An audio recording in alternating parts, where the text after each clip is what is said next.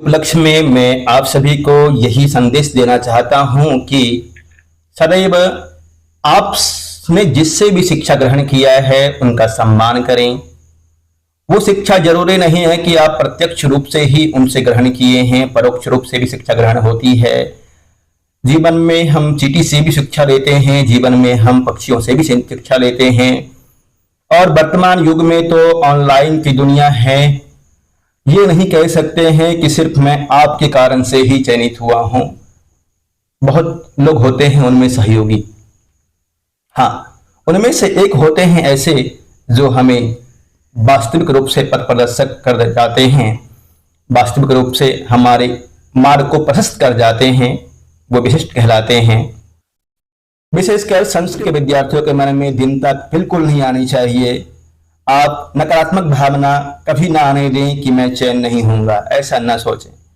आप हमेशा सोचते रहिए कि मैं चयनित होकर के एक शिक्षक बनूंगा या बनूंगी और राष्ट्र की सेवा करूंगी। ये अवश्य होगा, आज हो या कल हो, 2 दिन में हो, 3 दिन में हो, 4 दिन में हो, 1 साल में हो, 2 साल में हो, ये होना ही है। जब आप सफल हो जाएंगे तो बच्चों के बीच में जाएंगे और उन्हें पढ़ाएंगे, वहां पे समय को बिल्कुल भी गवाएंगे नहीं। जिस तरह से आपने अपने जीवन में उपलब्धि हासिल किया पढ़ने के बाद, लगने के बाद, उसी तरह से बच्चों को भी आगे बढ़ाने का प्रयत्न करना है। उनका जो भी लक्ष्य है हमेशा उन्हें लक्ष्य की तरफ अग्रसरित करना है। अब बात करते हैं आपको दीनता क्यों नहीं होनी चाहिए, आप दुखी क्यों नहीं हो। आपका विशेष करके एक ही लक्ष्य है, शिक्षक बनना। इधर उधर भटकने का काम ही नहीं है हमारा। रेलवे वाला भी भर दें, फोर्स वाला भी भर दें, पुलिस वाला भी भर दें, इतना भरने वाला व्यक्ति मजबूरी होती है उनकी, मैं गलत नहीं कह रहा हूं, उनकी मजबूरी होती है क्योंकि उस क्षेत्र में नौकरी कम है। संस्कृत शिक्षक के पोस्ट पे संस्कृत का पोस्ट निकलता है, शिक्षक के लिए संस्कृत का पोस्ट निकलता है। तो यदि 50,000 पोस्ट है, संस्कृत का 1500 2000 होता है, उसमें इंग्लिश का भी 1500 2000 होगा, मैथ का भी 1500 या 2000 5000 के आसपास होगा। मैथ का विद्यार्थी 50,000 है, संस्कृत के विद्यार्थी 1500 से 3000 के आसपास होते हैं और 1200-1500 सीट होता है। कंपटीशन बहुत कम होता है, विशेष करके बिहार और अन्य राज्यों में, यूपी में कंपटीशन होता है। उसके बावजूद भी अन्य विद्यार्थियों से कम होता है कंपटीशन, अन्य विषयों से कम होता है। आपको मेहनत करना है और उसमें अपना जगह बनाना है। पिछले 2 से 3 साल में देखिए, बिहार में, सिर्फ बिहार में 5 से 7 हजार संस्कृत शिक्षकों की भर्ती हुई है। झारखंड अलग ही है, हिमाचल प्रदेश अलग है, उत्तराखंड अलग है, मध्य प्रदेश अलग है, राजस्थान अलग है। पूरे भारत में संस्कृत की पढ़ाई हो रही है, संस्कृत के शिक्षक भर्ती हो रहे हैं, केवीएस, नवोदय इत्यादि। आप कहीं भी मेहनत करके जा सकते हैं।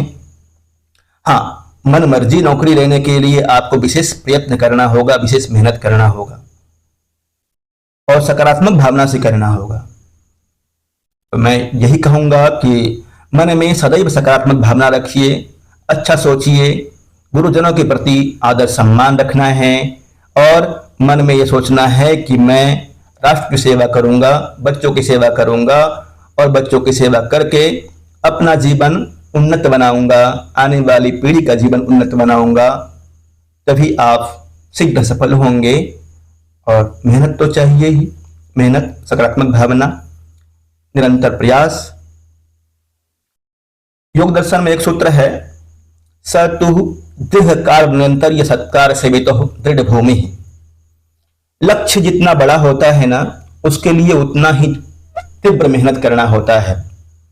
मृदु मध्यादि मात्रत्वा ततोपि विशेषः। यदि आप कम मेहनत करेंगे तो उस मंजिल पे धीरे जाएंगे, मध्य गति से मेहनत करेंगे तो थोड़ा समय लगेगा और तीव्र मेहनत करेंगे तो जल्दी पहुंच जाएंगे। तो आपके अंदर मंजिल को पाने की इच्छा कितनी तीव्र होती है, आप कितना जल्दी मंजिल को पाना चाहते हैं, आपके ऊपर डिपेंड करता है। 24 घंटा होता है आपके पास दिन में, दिन रात मिला करके 24 घंटा है। उसमें से आप उपयोग कितना करते हैं, दुरुपयोग कितना करते हैं, अपने जीवन के लिए कितना लगाते हैं और इधर उधर की बातें में कितना गंवाते हैं, ये सोचना है आपको, ये मंथन करना है आज के दिन। और एक शिक्षक दिवस को एक गांठ मान करके, एक सीढ़ी मान करके आगे बढ़ना है। संकल्प लेना है कि अग्रिम वर्ष जब ये शिक्षक दिवस आएगा तो हम विद्यालय में होंगे, विद्यालय के बच्चों के बीच में शिक्षक दिवस मना रहे होंगे। ये खुली आंखों से सपना देखना है, एक संकल्प लिखना है, संकल्प लेना है, अवश्य पूर्ण होगा। यह संकल्प आपका अवश्य ही पूर्ण होगा।